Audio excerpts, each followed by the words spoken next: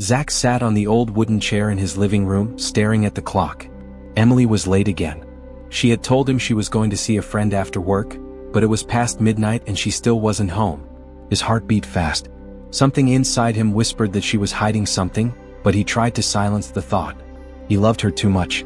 He closed his eyes and remembered their wedding day, the smile she gave him, the promises they made. But that night, when she finally walked in with tired eyes and a fake smile, Zack felt a crack inside his heart. The next morning, while Emily was in the shower, Zack saw her phone light up. A message appeared, *, last night was unforgettable. Can't wait to see you again. *, Zack froze. His hands shook. The truth hit him like fire. His wife had another life, one he never knew about. He put the phone down before she came out.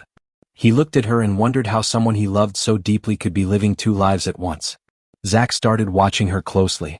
He noticed how she dressed differently when she went out at night. He noticed how she avoided his eyes whenever he asked where she was going. She laughed less with him, but when she thought he wasn't looking, she smiled at her phone. His chest burned with questions. Was he not enough? Who was this other man? One evening, Zack followed her quietly. She drove far from home into a part of the city he rarely visited. She parked outside a restaurant and walked in.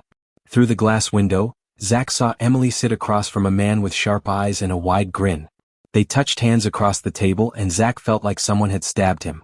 His world spun. The woman he called his wife was someone else in front of another man. That night when she came home, Zack's anger boiled. Who is he? He asked with a voice that cracked. Emily froze, her face pale. She opened her mouth, then closed it. Finally she whispered, Zack, I didn't want you to know like this. Tears filled her eyes. She confessed she had been living two lives, one with Zack, safe and calm, and another with the man who made her feel wild and free. She said she still loved Zack, but she had been lost, broken inside, searching for something she couldn't explain.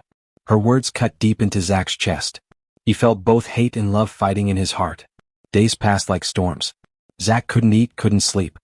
He remembered the warmth of Emily's laugh, the way she used to hold his hand, the dreams they once shared. But every memory was poisoned by the image of her with that man. Emily begged for forgiveness. She promised to stop, to stay, to heal their broken love.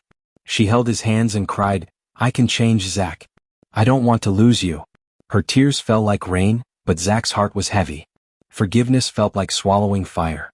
Freedom felt like walking into the dark with no return. He stood at a crossroad, love or freedom.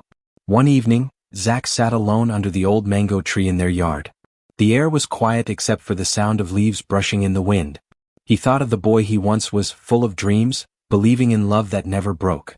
Now he was a man staring at pieces of a heart that might never heal. Emily came to him slowly, her eyes swollen from crying. She knelt beside him. Zack, please, she whispered. But Zack did not look at her. He was looking far away into a place only his spirit could see. He realized something that shook him. Sometimes love is not enough. Sometimes, letting go is the only way to breathe again. The next morning, Zack packed a small bag. Emily watched in silence, her face pale, her lips trembling.